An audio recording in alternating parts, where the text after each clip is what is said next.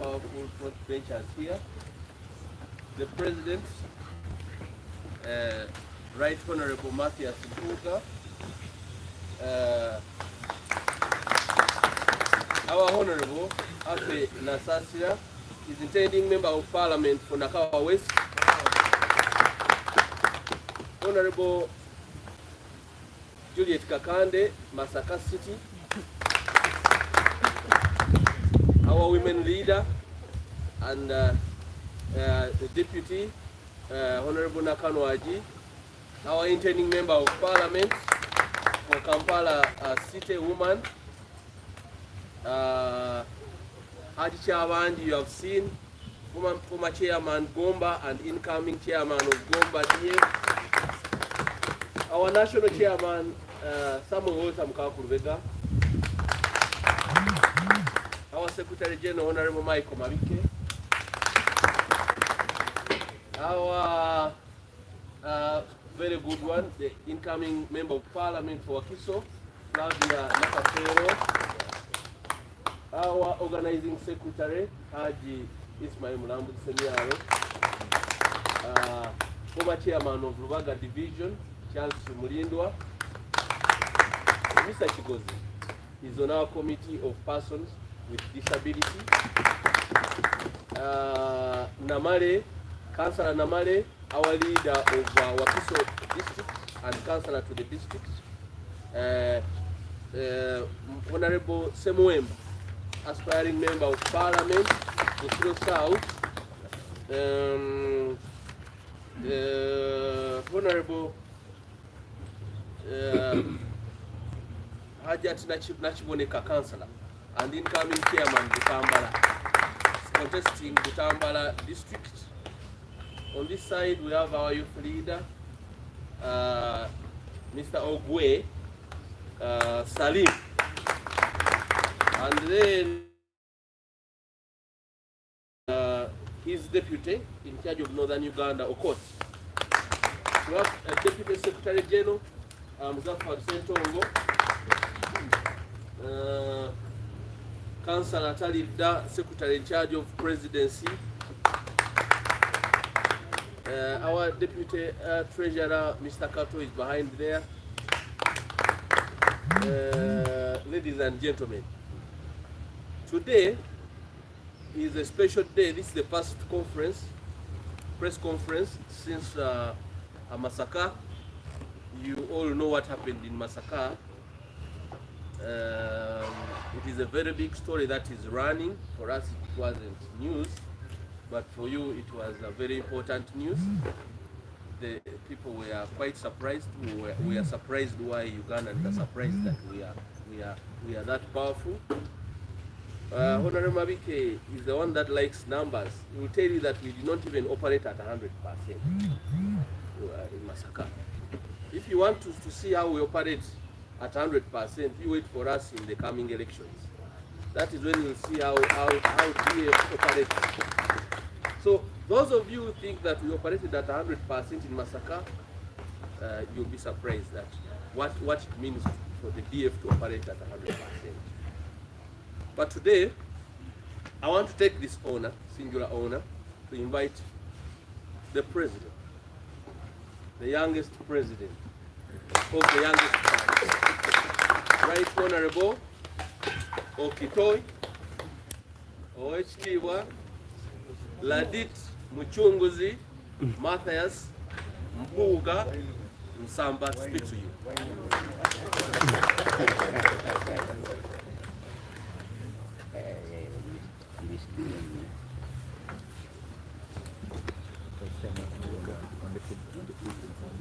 Thank you, Comrade Moa.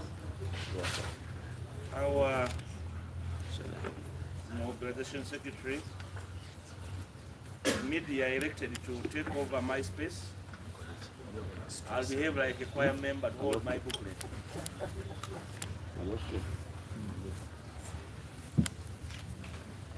Colleagues, leaders of the DF, led by the National Chairman, friends from the media, my pleasure to welcome you this morning and speak to you on behalf of the DF. First of all, I would like to use this platform to thank you, the media, for bringing to bear any doubts about what the DF is and clarifying to the country what it's not. Because before our inaugural conference in Masaka and subsequent launch of the party, there was a lot of misrepresentation. Of course, on the larger part, deliberate, misrepresenting the DF in various spaces. But I think the events in Masaka stood us in stead to render clarity to any doubting Thomas as to what we are. I want to thank you for your presence for the 2 days in the Masaka. 2 days of making history, because for a party barely 50 days of existence, pull off a feat that magnitude is to us something we thank heavens for. But of course, to us who work with the DF, there was no accident in Masaka. That was an outcome of deliberate work. Deliberate, step-by-step work. And we want to stand here and assure the country that our journey will be a journey of intentional, deliberate, well-calculated, well-thought-out activities intended to build this young platform and turn it into a world beater. And I have no doubt that with this team and others not here, we'll be able to change the fortunes of our politics and to change the face of this country in terms of leadership. So I want to thank everybody who supported us through the events in Masaka. And for us, Masaka was just the beginning of so many good times ahead of us. If anybody thought that the DF is an anecdote or a footnote in Ugandan politics, now they have to go and edit their prejudicial presumptions about the DF. Definitely, we still see a lot of misinformation about us. But if you're not speaking about the DF, what is there to speak about? I think whoever is misinforming the world about us, you are forgivable, but increasingly, as we progress, you'll be able to edit your pages. Otherwise, you'll be the laggard and the old man out. Because the facts about the DF are all over the world to see. Having said that, and having thanked everybody who supported us, and of course extended a bit of pity to those who were undermining our efforts, we are here also to communicate the following few issues on behalf of the DF. Initially, to confirm what the Secretary General communicated in Masaka, that on the National Executive Committee, there are unfilled positions. Different positions. We intend to fill them in the coming weeks after adequate consultations have been made, because our platform is a consultative platform, because it's composed of multiple stakeholders, and therefore any position filled is the consequence of a consensus after consultation. So any citizens out there that have been agitated that their position is not filled, it's not intentional, but it is purposeful to make sure that every position filled is consequential and the occupant is not occupying space, but a serious person to be part of this platform, to be a leader on the platform, and be able to perform a role that we expect from them to do. On Friday this week, in these spaces, on this ground, we shall hold a swearing ceremony for the National Executive Committee. So I humbly invite you in earnest at 10 o'clock on Friday on the swearing ceremony of the National Executive Committee. That ceremony is not a ritual, it's constitutional, it's obligatory, it's statutory, and therefore we can undertake it because the person who will take off that day are going to be discharging a public duty. And therefore they must, as of necessity and law, take a public oath, pledging to do the duty which they are obligated to undertake. So all members of NEC not here this morning, they are duly informed. Of course, the Secretariat will communicate formally to these members to attend that ceremony on Friday at 10 o'clock in this round. Thirdly,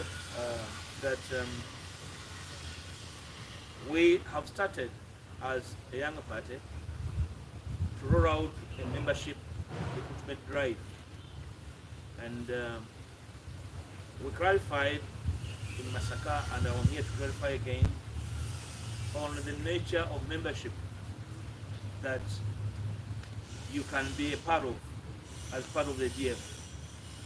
The DF membership is classified, and the classification is not intended to create a party of classes, but instead to create levels of support for the party, because we are building a mass party supported by citizens, because we are not going to kind of grow potatoes and maize to support the party. The party will be supported to stand and undertake its activities, its mandate, provide the support of its legitimate members. A party can have voters, a party can have supporters, but every party needs members. It's the members that sustain the party and its activities. Therefore, the DF has a category of ordinary members. Those members will be able to be given a membership card. The membership card will be classified as a membership of 2,000 shillings annually for you to support the activities of the party. Secondly, you will have bronze membership. The bronze member will be able to pay 5,000 shillings annual, monthly, to support the party, and you will get a bronze card. Thirdly, you will have the silver member. We call those sustaining members, those who pay monthly. The sustaining member with silver will subscribe 10,000 shillings monthly to sustain the party, and you get the silver membership card. I exhibited these cards in the last presser. They are plastic cards, not paper cards, at all levels, including ordinary members. The fourth category will be the golden members. The golden member subscribes by paying and supporting the party, by sustaining the party with a subscription monthly of 10,000 shillings. And you'll get a golden card as a sustaining member. Then fifth, you'll have the platinum sustaining member. The platinum sustaining member supports the party with 1,000,000 shillings and above annually. Then you will be a platinum party sustaining member. On this occasion, I would like to most earnestly thank already members that have subscribed. We have not issued any cards, but people have already subscribed by filling forms, because these are plastic cards. They cannot be printed in earnest. You fill a form with your particulars, then we present them to the suppliers of these cards where particulars are inscribed, and therefore a card is issued. I would like to thank those who have already filled the forms. The forms are available at the headquarters, at our regional offices so far, of VAM at Kampala here, in Namirembe, in Masaka, in Jinja, in Soroti, and other places. And I think the Secretary will be able to, Secretary or Secretary General will be able to clarify that detail of the open offices so far, where one can go and fill forms to sustain the party that far. We hope, and we are going to roll out a membership drive to mobilize members. We call the roaring members or roaring branches. The branch in the constitution of the party begins at the constituency. However, the conference ended in Masaka, allowed the National Executive Committee to come up with other measures of expanding the party network. And one of the most recent or the latest innovations and innovation of the National Executive Committee is to create what we call roaring branches. These are intended to recruit and enlist membership from people who work in clusters, the professionals, the informal sector. For instance, if you are in a garage or garages in one place and you have 100 members, you can constitute a branch and you'll be given a branch number. If you are professionals, you are lawyers, you are doctors, you are teachers, and you are 100 in number, you form a branch. I shall give you a branch number, and accordingly give you a reporting framework on how you're going to relate with the headquarters. That is intended to make it easy for members intending to participate and grow this party to participate in party activities. The rest will be rolled out, and the details of how and what you do as a branch of 100 shall be provided in the details that the NEC will roll out. I thought that should be clarified, that this is the party of citizens, it's a mass party, and therefore it's our obligation to make it easy and possible and feasible for citizens to participate in the activities of this party. The issue relating to nomination of intending candidates, I will invite later on the Secretary General or the chairperson, one of the two, to come and clarify what's going on, how much each pays.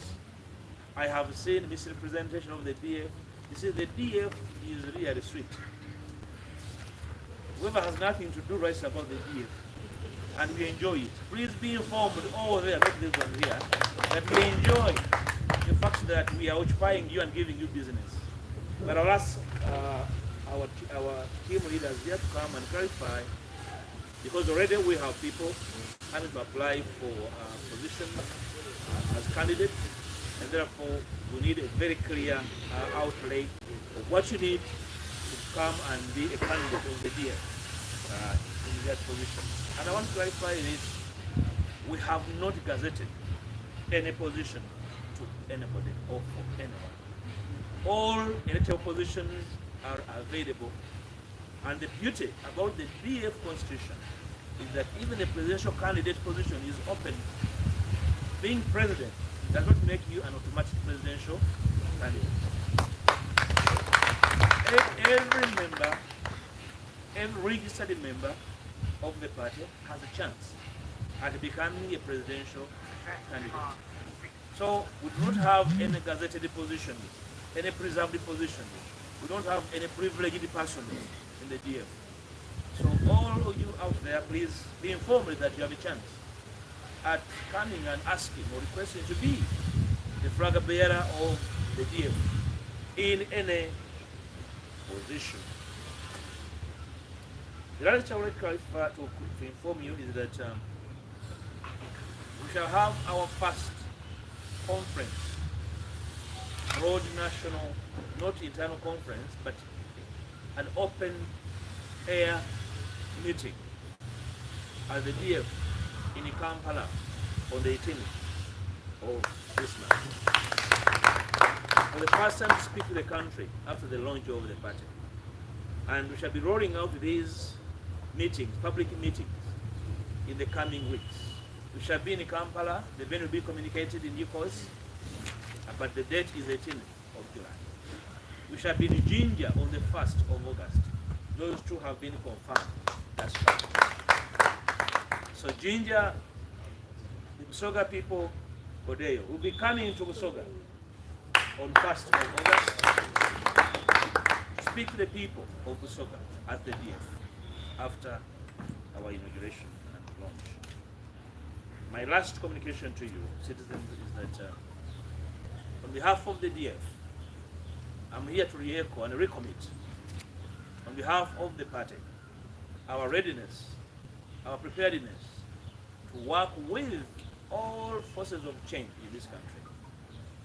We are ready, we are prepared to listen, even be advised, participate as the DF in undertakings jointly by the opposition to see a common charge at change. We recommit, and like we said in the Masaka, there are simply so many challenges that we need to confront jointly as the opposition. And no single platform in the opposition should step up there and wiseacre that they are ready to go it alone. It would be a serious misrepresentation of reality. At the DF, we work realistically, we speak realistically, we have a deep understanding of the challenges around us, and therefore we have our new proposals we shall pass on to our colleagues on the other platforms, alternate platforms, but our readiness is hereby exhibited and communicated, and if our colleagues believe so, then we are ready to move to the center to be able to inform the next activities as the organization. We thank you most sincerely for God and my country.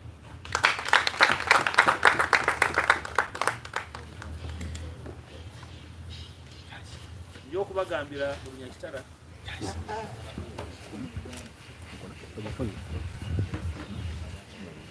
Oh, you need a soak? After all, I'm October.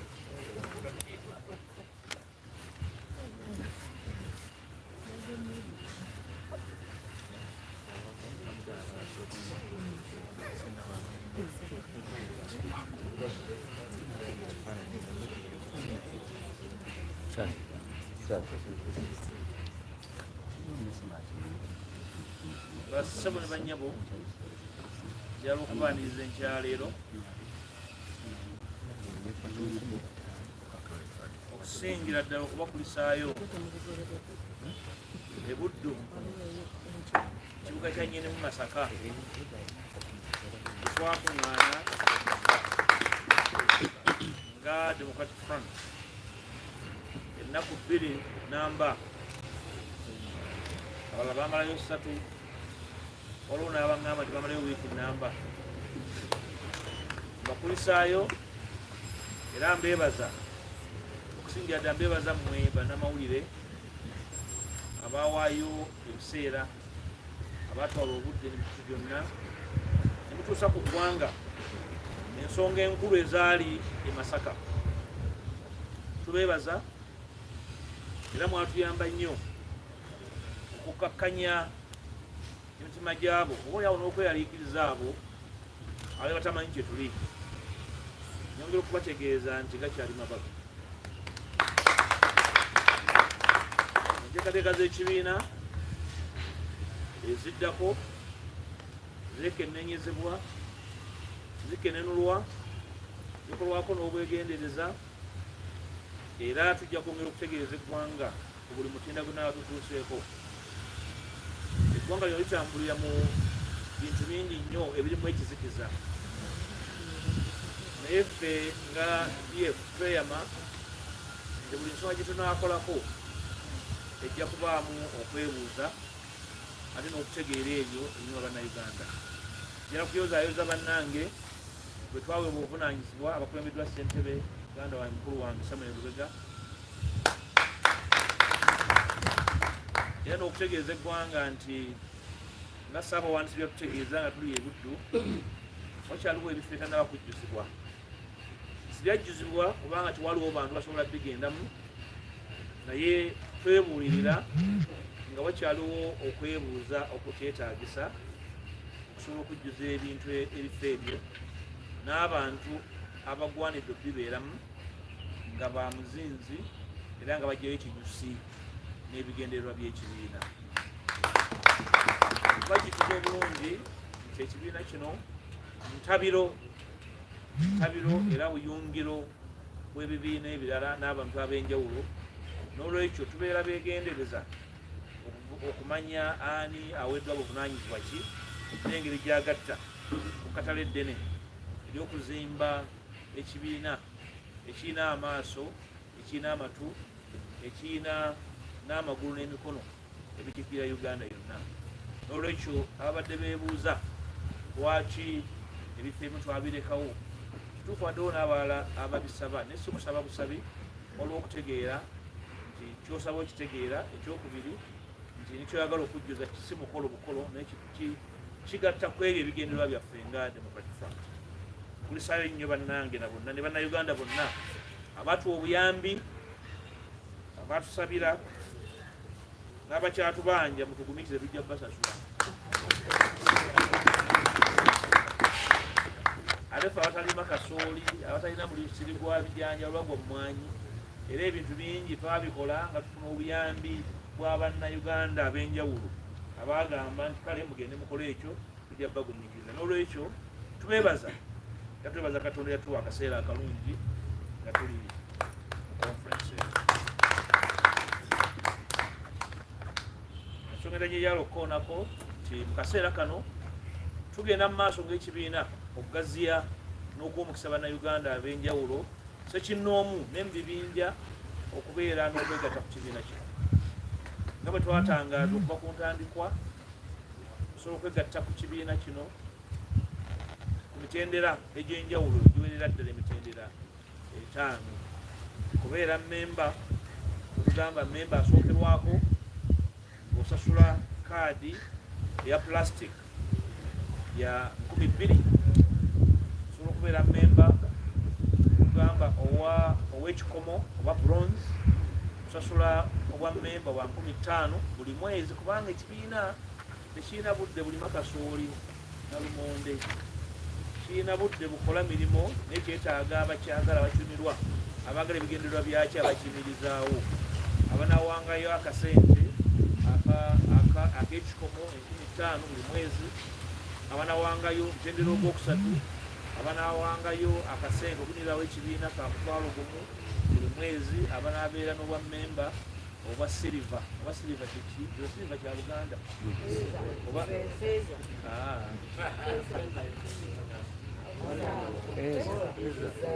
ndowooza siliva ye feeza bwe baŋŋambye, naye muba mu nninde munaakisasulira. N'olwekyo obwa mmemba obwa buli mwezi bwa 15,000 ezo osobola ziryamu kikomando nakulabye nefomu ekibiina zikola omulimu munene nnyo, osobola otuyamba okuba bwetuukiriza bingi nnyo olw'abannayuganda.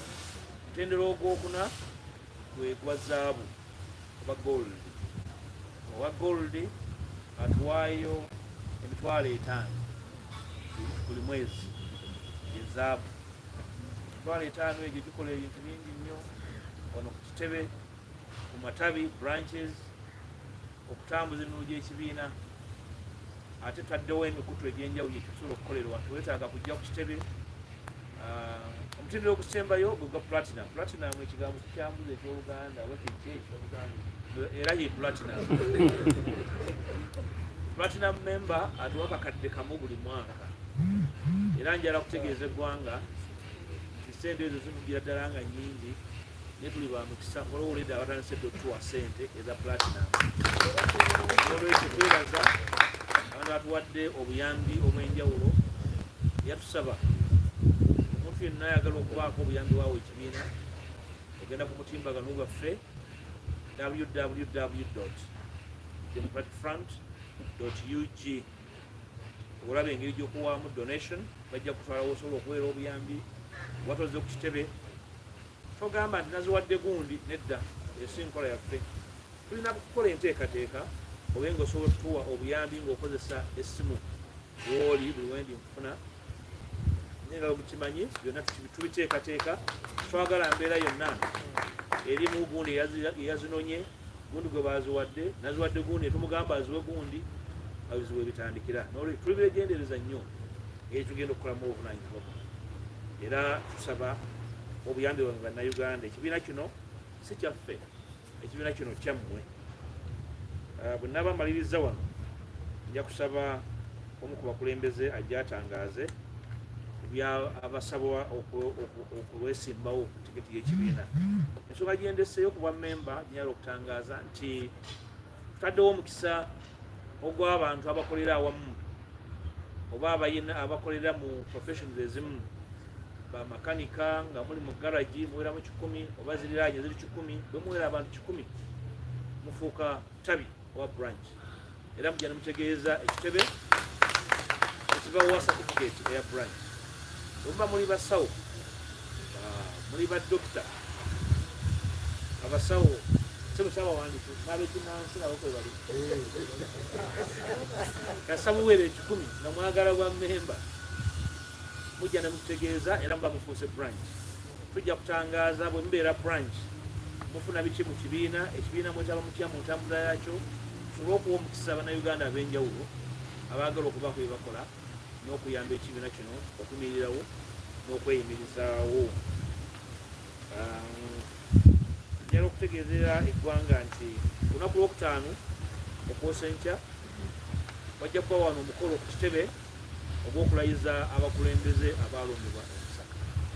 Omukolo ogwo gwa ssaawa 4 ez'enkya era tubayita mujje mubeerewo nga abakulembeze bammwe, abakulembeze b'ekibiina kyammwe bawa obweyamo okuyimirizaawo ekibiina, okukikolera n'okukikolerera, ate n'okwewaayo n'okwefiisa okulaba nti ebigendererwa byakyo bituukirizibwa bulungi. Mu ngeri y'emu, ennaku z'omwezi nga 18 tujja kuba n'olukuŋŋaana mugatta, n'olukuŋŋaana gaggadde mu kibuga Kampala nga 18 omwezi guno, okwongera okugaziya ebigendererwa by'ekibiina n'okutegeeza eggwanga DF weyimiridde ku nsonga ez'enjawulo. Ate nga 1 Augusito tujja kubeera e Busoga mu kibuga Jinja, ate okwongera okutambuza enjiri ebitundu ebirala. Tujja kubategeeza puroguramu ya pate nga bw'eneeba etambula okusinziira ku puroguramu y'ebyobufuzi ey'eggwanga, ey'ekibiina, ate n'obusobozi nga bulabiseewo. Twebaza nnyo byonna, twebaza okutubeezaawo, tubeebaza obuwabuzi n'abo abagezaako okubuza obubaka bwaffe. Kimu kye butasobola kwegaana, tubawadde emirimu era mugende mu maaso nga mukikola. N'abo abakeera ku makya nga kibakeererako okuwa obubaka bubuzaabuza Democratic Front yeriko, tukimanyi bulungi nti gwe muli ekyemisana emirimu mitono nnyo mu Uganda. Tubanenya tulekamu kubanga ku mujja ekyokulya. Owandiika ebikikinike ku DF ogenda n'obiragayo ne bakuwa kafuudu kuponi, kitegeera. Naye tubagamba nti ate mufunewo obudde mujje era musome mutegeere n'ebituufu, musobole okuba nga ababuzaabuza n'abawa ekyokukola nga mutegeere n'ekituufu kyekiri. Naye mmwe bannamawulire beebaza mujje okuwaayo obudde bwammwe, mujje okumanya ekituufu ali n'okutegeeza eggwanga ekituufu. Njakubayo mu bibuuzo nga biibyo nga sinaba kuyita omu ku bakulembeze okutangaaza ku byabeesimbawo. Yes sir.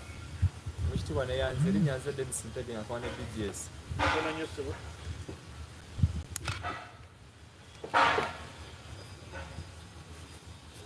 Ntege? Nkwana BBS. Ekitiibwa mu Luzungu oyogedde ku nkolagana n'ebibiina ebyenjawulo. Mu Luganda tokiggyeyo bulungi.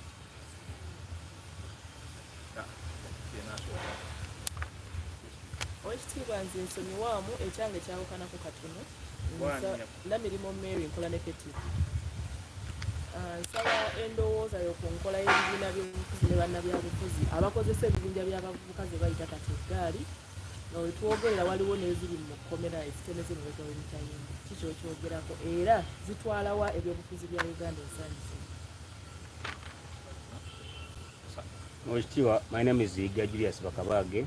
I work with NGS. You've been so loud and very clear on this, working with the opposition. But lately we've seen the opposition trying to also work with the ruling government.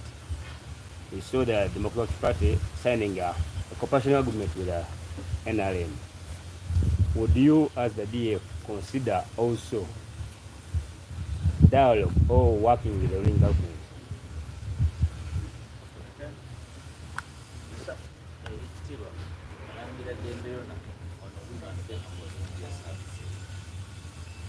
Ogambye nti abantu bajja ne bafiiringa fo eza interest.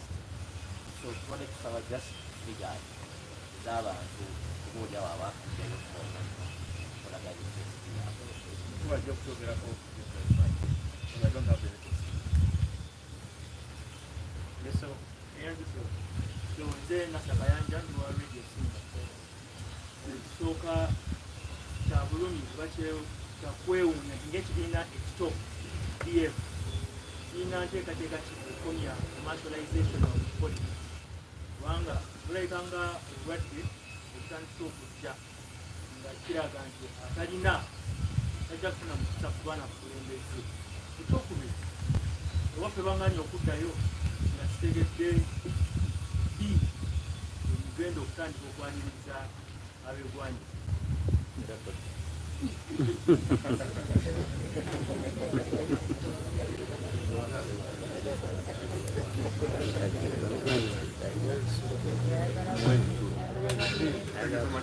My name is Vincent Siriko. Vincent, which other please? Thank you. My name is Vincent Siriko. I work with anyone. Most of my questions have been asked, but only one, which is about this the model you're coming up with, the group support model. It's called the roaring. Yes. What do you envisage in it, and what sounds unique in Ghana's political maneuvers? You have to pay fees for me to roll that. Vincent. Yes, sir. We have I'll answer you, don't worry. Okay, let's go in studio. Yeah. Oweekitiibwa nkulamusizza ne abakulu mwenna. Amannya nze William Lwanga, nkola ne Beg Television, Beg Media. Oweekitiibwa abakungu abalondeddwa ku executive ya DF abasinga obungi bava mu Buganda. Mwakonsiderinze regional balance?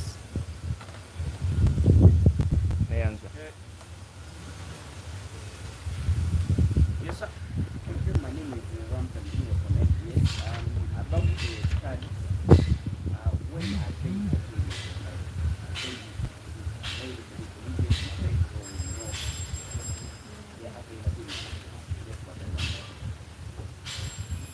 Okay. Yes, please. From UBCTV. I just wanted to Winnie. Yes, from UBCTV. I just wanted you to clarify about the available positions that are set to be taken. The SG will answer that question. Okay. Let me humbly respond to these questions quickly, and where I need backstopping from my colleagues, they will do so.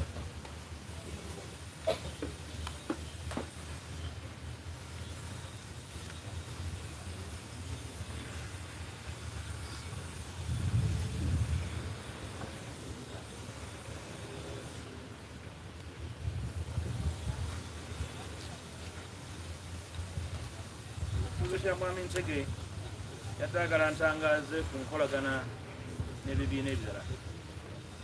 Abajjukira obulungi entandikwa yaffe yali yakukanikana mu kago ogwa DA, ekisinde kya DA. Era omulimu gwe twakola omunene nnyo nga kati gukyagenda mu maaso kubanga obusika bwa DA bwatwalibwa DF. Twalina ensonga bbiri mu DA. Esooka ya electoral, constitutional and the transitional agenda or reform. Twabyogerako nnyo sagala kubiddamu. Tugezaako okulaga ebyo byetaaga okukola mu kiseera kino n'ekiseera ekijja n'ekirijja okutereeza ebyobufuzi, ssemateeka ate n'okujjula obuyinza. Omulamu ogwokubiri ogwali mu DA era gwagenda mu maaso ne mu DF tuteekawo enkolagana era nga bwe twagambanga tukyagamba nga twagala ebino ebivuganya biteekewo enkola eya one on one model nti buli wali ONRM opposition esobola okusimbawo omuntu omu etuba nga tuwuliziganyiza era nga tukwataganye bulungi. Enkola eyo tukyagikkirizaamu mu DF era ntegeezezza eggwanga tuli beetegefu okuwuliziganya ne bannaffe okuwulira ne bannaffe kye bagamba obawo ebirowoozo byaffe ku nsonga nnyingi nnyo sizakwesimbawo zokka naye n'ensonga omuli okuteeka ekkomo n'okulwanyisa okutyobula eddembe ly'obuntu, effujjo mu bululu, okusiba abantu mu ngeri ya emenya amateeka ya kifamukopo byonna byonna tubiriko, okujjulula n'okusala amagezi okusala entutu okulaba nti abasibe abaasuubula ebyobufuzi bava mu kkomera nga sina bagenda mu bululu n'obujja. Kubanga bwe tunakkiriza embeera yaffe twekagenderere kubaliyo tujja kwongerako abalala. Ebyo tukyabiriko tubikkiririzaamu era tulina enteekateeka etegeeza ebibiina ebirala kubanga tubadde twakava mu conference yaffe naye National Executive Committee ng'emaze okulayizibwa ku Lwokutaano ate ejja kutuula bunnambiro ebeeko ensonga ez'amangu zeewaako amagezi ate olw'okuzogera ne bannaffe n'olwekyo ekyo kiriko nga bwe twakyogerako luli. Omukulu abuuzizza n'amirimu yabuuziza ku kyeggaali mu bibiina by'obufuzi. Ekisooka ffe no mu DF tulowooza nti empiiga n'empiiga terima kyalo era ndowooza enkola yakoma ku Ssekabaka Hamurabi abasoma ebyafaayo an eye for an eye. Si kabonero ka kugenda mu maaso, si kabonero ka bugunjufu. Ekyokubiri bw'otuweetegereza abakola bayita eggaali bananyini eggaali tebabeerako batumayo bakaceere bagenda nebakafiiramu. Tulowooza nti kyabubuguyavu okukuŋŋaanya abavubuka ng'obasindise kulwana ku lutalo tagenda kuwangulwa. Tulowooza nti ebintu bino okwogerwako ng'ebibiina by'obufuzi tubeere banjawulo ku kibiina ekiri mu buyinza n'effujjo lyakyo. Tesobola kusiga nsigo ya byabufuzi ya ffujjo, tesobola kusiga nsigo ya kulwanagana nga tukuŋŋaanya abavubuka abato abatamanyi abeetaaga okusomesebwa emiramwa gy'obukulembeze n'obuvunaanyizibwa bw'obukulembeze. Tubasindike olw'okuba abavubuka baffe bali frustrated, balina obusungu, balina ebiremeredde n'ebiremeredde ebyo tugenda kuggwawo nga tubasindise okulwana bye batategeera. Ndowooza ffe nga mu DF eyo si nkola yaffe. Tukukiriza mu kuwuliziganya n'okutegeera obuzibu obuliwo n'engeri busobola okubaawo. Ekyokubiri ekikwata ku ekyo nti abamu abakola eggaali ng'abenaale balina n'ebisi. Kaakati abaana baffe okubasindika okuwanagana n'abalina ebisi omuli n'emmundu tubeera bukulembeze. Bwe tulowooza bwe butyo si bwa bukulembeze kuba kwekweka buvunaanyizibwa. Ndowooza enkola yaffe yanjawulo. Mwami Yiga Bakabaage opposition okola cooperation ne NRM saagala kwogera DPC ni mwogezi waayo. Nyinza kwogera ku kye baakolanga munnamateeka tekiri mu mateeka. Ekyo kyensobola okukyogera kirina tteeka likirambika n'olwekyo ffe tukola mikolo tubeera bintu bya kukola mikolo. Tukoleyo omukolo ogwa cooperation. Ekyokubiri enkolagana yaffe ne NRM eyinza kubeera ku kintu kimu. Tula wansi nabo kwogera ku bintu by'obumenyi bw'amateeka bye bakola. Obumenyi bw'amateeka n'okutegera obuvunaanyizibwa bwabwe ng'ekibiina ekiri mu buyinza. N'olwekyo enkolagana esingako awo yakukolagana nga bannayuganda kubeera mu ggwanga limu nabo nakubakuuma mu buyinza bwabudde. Ekisigadde Mukulu Dembe ekyo nakiwandiise mungi Wagandise kukolejera byekida. Kyabadde ku z'abantu abasajja ajazibwa n'abamu bangi bwe bali wano balaba naye kati simanyi bali boldinga probably baba nga balina the latest banaaba batugaidinga namukayanja commercial regional politics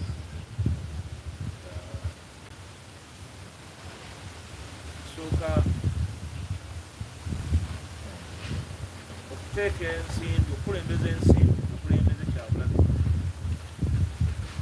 era enkola eyo eggalidde abantu bangi nnyo abali balina obusobozi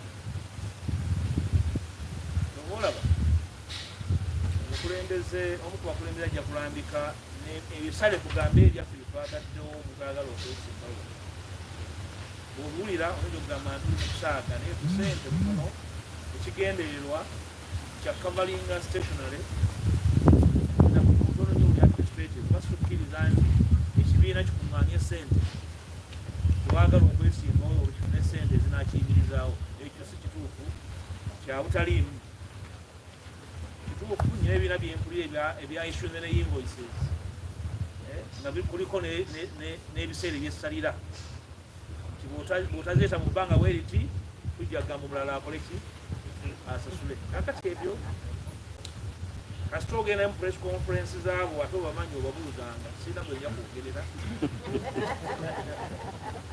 to issuing invoices okwesimbawo wano tikiti ya df is a token kati kansala ow'eggombolola ekyannamukaaga omuggyako emitwalo 5 agijjawa nesatu tagisobola n'ebiri tagisobola yaffe is a token lwaki stationary kwetukozeseza abeere so tuli begendereza nnyo kubanga twagala okuwa amaanyi abavubuka naddala abato abalina obusobozi bajje basabe obukulembeze bateekebweteekebwe bulungi ng'ensimbi bwe zikweyimirira okulembeza ensimbi kyekireteddeyo ekizibu ky'abakulembeze ndalaba omubaka wa paalamenti nga ne paalamenti tagibeeramu omusanga mu kibuga nga asala ntu yava kwetika buwunga ava kukola kikubanga agamba alina okwekavalinga sente ze naye nga nebigenda mu maaso mu paalamenti gye yasaba okuyingira tabitegeera tabigoberera ne bwomubuuza nti paalamenti last week order paper yaliko ki tazimanyi kubanga ali mu kusala ntu ajeyo sente ze yawaayo okwesimbawo kyabujega nnyo tukikkiriza and I would like to state very clearly that the commercialization of politics is very dangerous for this country. It's detrimental to the growth of our democracy. And I would like to invite all parties, all actors from all directions to strictly ensure that we work together to limit commercialization of politics. But also, we want to encourage the population to reject intending candidates that are trying to buy them with the tokens, with the salt, with pieces of soap. If somebody comes to you with soap or salt or sugar, they have no respect for you. They see you as a piece of paper. Aba abagula n'obusukaali tulabawo kitiibwa babalabanga akapapula k'okuteeka mu box. Oli ajje gye muli abategeeze ayimiridde ku ki ku nsonga enkulu eziri mu ggwanga kwe bamusinziira naye nga n'okumutegeera mumutegeera. Si buli yazze maaso gammwe ng'ateezezza ettaayi temumuwa obuvunaanyizibwa. Obuvunaanyizibwa mumuwe abantu be musobola okuvunaana mwena ne gy'omuloopa ng'omutegeera. Otherwise mujja kusenza ebizibu ku byalo byammwe. Ndowooza kitegeerekese bulungi. Listen, what do you want us to unpack our rolling branches network? Republicans. For public interest? You are Republicans. Yeah. It's true, but I've explained that the intention of the rolling branches is to offer an opportunity to citizens, to professionals, to informal sector workers who work in a clustered environment to participate in the running of this grand party. We are alive to the fact that there are so many citizens that have no chance to find time to go and take a membership form or a card at the party importance, but also undertake self-mobilization within their locality. We have given a number of 100. Whichever can make a number of 100 form a branch. And that branch will be assigned responsibilities and roles and a card. The constitution that is going to be amended as instructed by the conference is going to capture and enlist the obligation of a rolling branch. Of course, it's new. There are so many fasts the world is going to see from the DF. That's not the last and the first of them. So please stay tuned.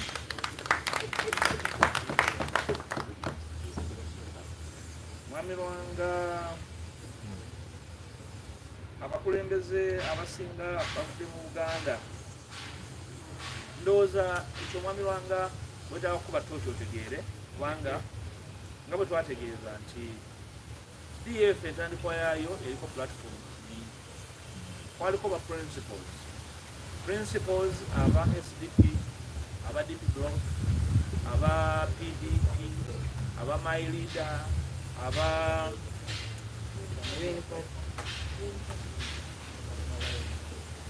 National Alliance for Justice. Simanyi oba aba principles abasobola kwetonda nti Baganda, naye enkola yaffe yali nti mu consensus leadership gye twatandika egenda okumala emyaka 3 ne bali balina okutandikirwako. Naye ekirungi ssemateeka waffe awa ebifo bingi nnyo ebiva ku regional level. Naye n'ekirala n'abakulembeze abalala bangi omuli akulira amateeka mu kibiina, abamyuka bange bava mu bitundu eby'enjawulo, abamyuka ba national chairman bava mu bitundu eby'enjawulo. Ndowooza olukalala ojja tufuna omuli statistics. Naye nakino kankyogereko, olwo n'agambye lwaki aki ekyo ekibiina kitandikidde mu Buganda. Njagala muntu ey'ekibiina kimu ekitatandikira mu Buganda mu byafaayo. Temumanyiyo nti kino kyatuula ne kitandikira mu hoteeri Moroto oba Rwenzori. Ndowooza ebibiina okutandikira mu Buganda si bipya, n'okutandika nga abakulembeze baabyo abasinga bava mu Buganda ba ku DP okujjako nga muli beerabize oba batali bamanyi, abaagitandika mu bamanyi. UPC yatandikibwa Obote, yatandikibwa wa Musaazi, njogere ki, abatandika Free bamanyi, CP temubamanyi, njogere ki ndeke ki, NUP temubamanyi. Ndowooza eyo tusimboozi, ndowooza tutambulira mu byafaayo by'eggwanga. Kyabulabe nnyo abantu okwegaana ebyafaayo basobole okuyita mu kikuguumirizo ky'olunaku. Ebyo ebyafaayo tutambuliramu. And we are proud to be part of that history. Obuvunaanyizibwa bwe tulina nga tutandiza ekibiina, tekifuula ekibiina eky'eggwanga.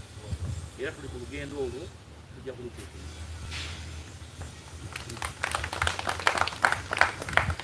Ramson, availability of cards. Yes, because these cards are personalized and they are plastic, we have not yet developed capacity to issue them at the instant.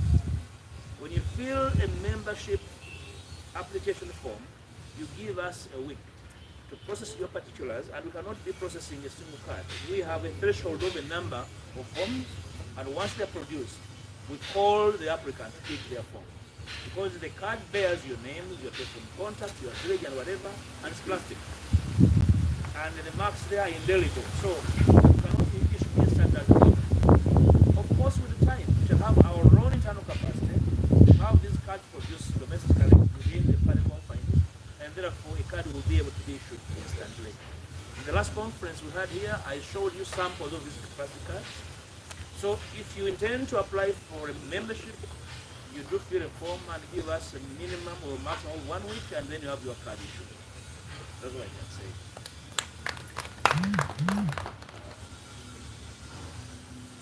We need available positions. I said that will be clarified, and we intend to do them at the instant. Because we are doing consultations already. A team has been sanctioned to go and make consultations with the stakeholders before we fill this position. Because we are wary of filling positions for the sake of making up for numbers. Leadership is purposeful and intentional, and therefore leadership must be selectively chosen and intentional in our motive. So you will get to know for the project. I did not prepare for the particular. Mwebale nnyo, thank you so much for God and my country.